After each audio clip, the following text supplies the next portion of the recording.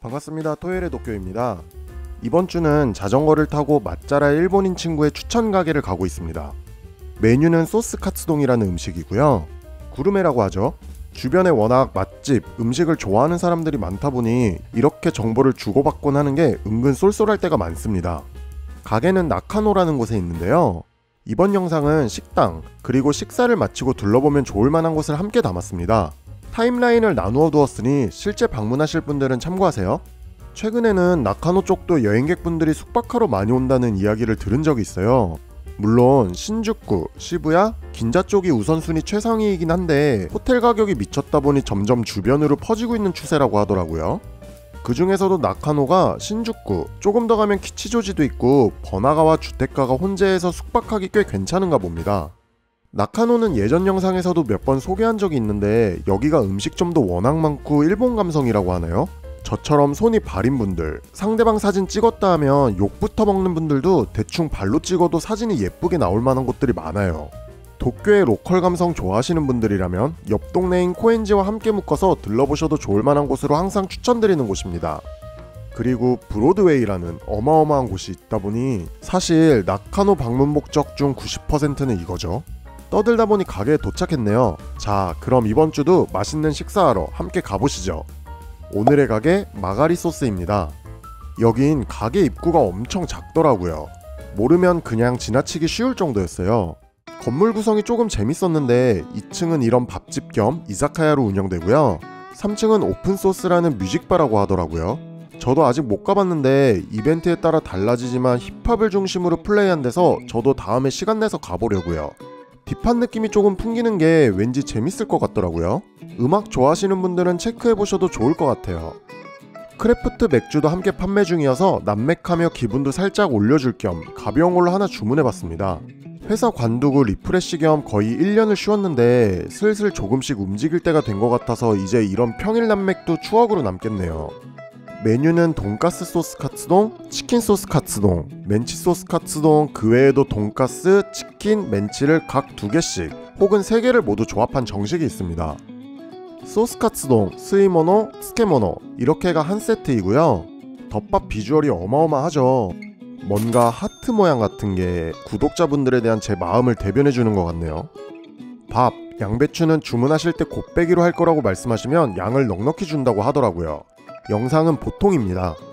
먼저 뚜껑에 돈가스를 하나 덜어서 먹기 편하게 해두고요. 카츠동 하면 크게 2가지를 떠올릴 수 있는데 흔히 알고 계신 계란물을 뒤집어 쓴つゆ의 풍미와 짭조름함이 돋보이는 카츠동, 그리고 오늘 먹는 소스를 뒤집어 쓴 카츠동이 있습니다. 그 외에도 세분화하면 예전에 소개한 오리지널리티 가득한 곳들도 있는데 크게는 저 2가지로 보셔도 될 것 같아요. 소스 카츠동의 발생에 대해선 여러가지 설이 있는데 1920년대 한 경양식집에서 개발한 음식이라는 설, 도쿄의 한 학생이 개발한 거라는 설, 장어집에 소스 담그기를 본따 돈가스에도 적용해서 만든 거라는 설 등 대략 7, 8가지 설이 있습니다. 근데 모든 설이 20년에서 30년대인 걸 보면 어딘가에서 시작한 걸 보고 따라하고 뒤섞이면서 만들어지지 않았나 싶어요. 그렇다 보니 소스 카츠동도 여러 가지로 나뉠 수 있는데 이 집 같은 경우는 주문이 들어가면 돈가스를 한국처럼 얇게 점인 다음 가볍게 튀김옷을 묻혀서 빠르게 튀겨내더라고요. 그 다음에 돈부리 그릇 전체에 소스가 여기저기 흐를 정도로 돈가스 위에 소스를 2~3번 양껏 끼얹은 다음 밥, 양배추 위에 돈가스를 올려내는 방식이었습니다. 저는 소스에 질척임도 없고 독특하면서 맛있게 먹었어요.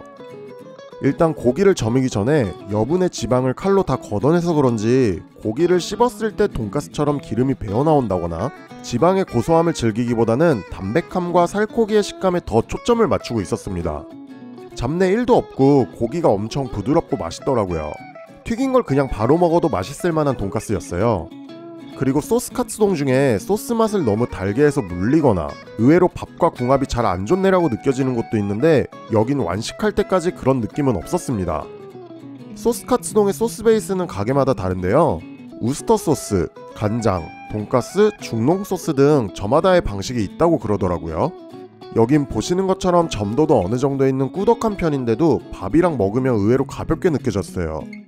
입안에 처음엔 강하게 남는데 정신 차려보면 깔끔하게 딱 마감되더라고요. 첫맛은 달콤하면서 화려한데 얇게 채 썬 양배추의 수분기 때문인지 소스가 일정 부분 씻겨나가는 느낌이 들었습니다. 양배추가 얇아서 밥과 먹었을 때 양배추에 도드라짐도 없고 걸리적거리는 느낌도 없어서 좋았어요. 고기를 얇게 저며서 밸런스를 잡아낸 것도 그런 이유가 아닐까 싶습니다. 확실히 고기가 얇고 부드러워서 그런지 먹기도 편하고 소스와 고기를 입에서 계속 씹으면서 돌리는 느낌도 없더라고요. 중간에 감칠맛 나는 국물 한입 하면서 리셋 한 번씩 해도 좋고요. 소스와 잘 어울릴 겨자를 듬뿍 뿌려주니 느끼함도 잡아주고 살짝 매콤함도 더해주는 게 궁합이 참 좋았습니다. 달콤함이 물리시는 분들이라면 이렇게 드셔보시는 걸 추천드려요.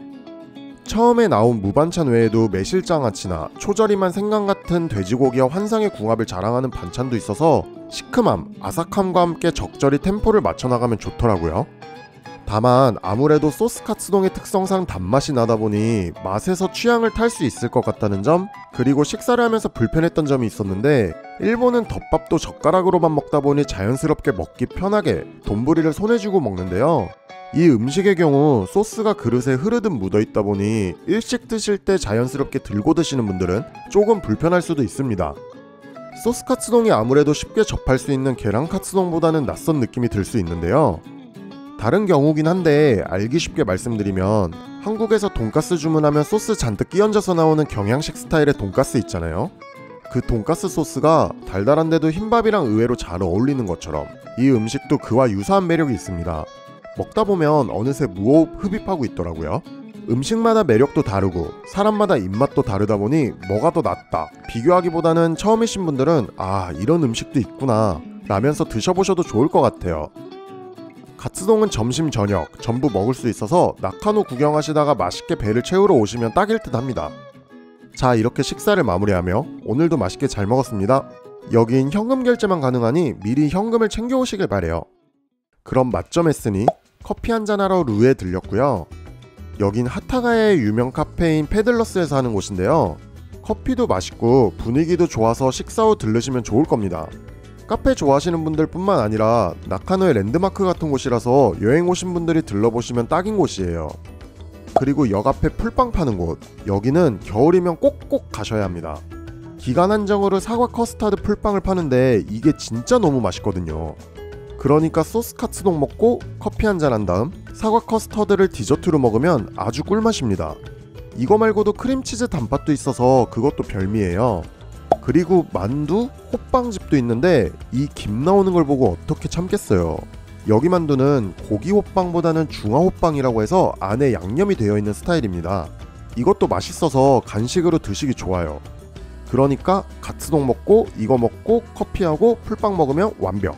아, 그리고 카레빵 맛집도 있어서 이것도 드셔야 해요. 그러니까 카츠동 먹고 카레빵 먹고 호빵 먹고 커피하고 풀빵 먹으면 완벽. 아, 그 외에도 야끼니쿠 집도 있어서 그러니까 카츠동 먹고 야끼니쿠 먹고 카레빵 먹고 호빵 먹고. 자, 이번 주는 이렇게 메인 음식과 함께 나카노에 오시면 들러보시면 좋을 만한 음식을 함께 소개해보았고요. 사실 처음에 말씀드린 것처럼 나카노는 맛집도 워낙 많은 데다가 요즘 젊은 나이대에서 새로운 흐름을 만들어 나가는 동네라는 이야기도 들어서 저도 놀러올 겸 밥집이나 술집 소개도 할 겸 조만간 또 올 것 같습니다. 저는 그럼 배도 빵빵하겠다 브로드웨이 가서 장난감 구경하면서 소화 좀 시키고 들어가야겠네요. 재밌게 보셨다면 구독, 좋아요, 알림 설정 부탁드리고요. 인스타그램 세로데이 도쿄에서도 못다한 이야기나 일상 이야기들을 올리고 있으니 팔로우 부탁드려요. 그럼 저는 다음에도 맛있는 도쿄 여행으로 찾아뵙겠습니다. 모두 뿅!